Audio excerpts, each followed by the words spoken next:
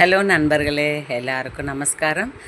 Welcome back my YouTube channel. இன்றைக்கி வாழைப்பூ பொரியல் வீடியோ தாங்க சொல்லித்தரப்போகிறேன்.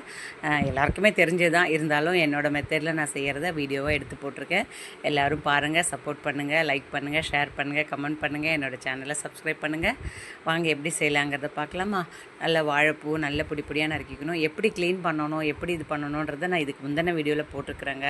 வாழைப்பூ நம்ம வேஸ்ட்டே பண்ண வேணாம். கொஞ்சம் அந்த ப்ரௌன் கலர் போகிற வரைக்கும் போக வச்சுட்டு பாக்கியெல்லாம் நம்ம நறுக்கி எடுத்துக்கலாம். அவ்வளோ டேஸ்ட்டாக இருக்கும்.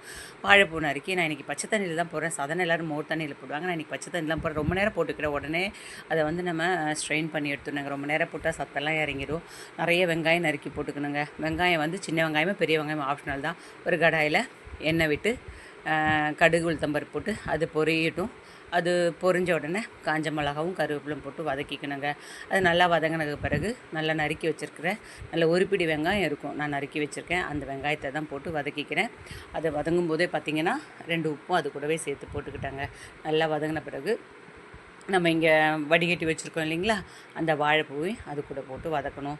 இந்த வாழைப்பூ அவ்வளோ குணங்கள் இருக்குங்க. வாழையில் எல்லாமே நல்ல குணமானது. ஆனால் வாழைப்பூ ரொம்ப நல்லது. வாரத்தில் ஒரு நாளாவது வாழைப்பூ சேர்த்துக்கணுங்க. அது பொரியலாவோ கூட்டாவோ வடையாவோ எப்படி வேணாலும், வடை வீடியோ கூட நான் போட்டிருக்கேன், அது கூட பாருங்கள். வதக்கும் போது கொஞ்சம் உப்பு போட்டுக்கணும். நம்ம கழுவி வடிகட்டி வச்சுருக்கிற வாழைப்பூ அதில் போட்டுட்டு நல்லா ஒரு பெரட்டணுங்க. அது பெரட்டினதுக்கப்புறம் தண்ணிலாம் விட வேணாம். அதில் இருக்கிற தண்ணியிலே நல்லா வெந்துருங்க. வெந்ததுக்கு பிறகு இதுக்கு கொஞ்சம் அரப்பு தேங்காய் சேர்க்கணும். அந்த தேங்காய் எப்படி அரைக்கணுங்கிறத இது வேகத்துக்குள்ளே அரைச்சி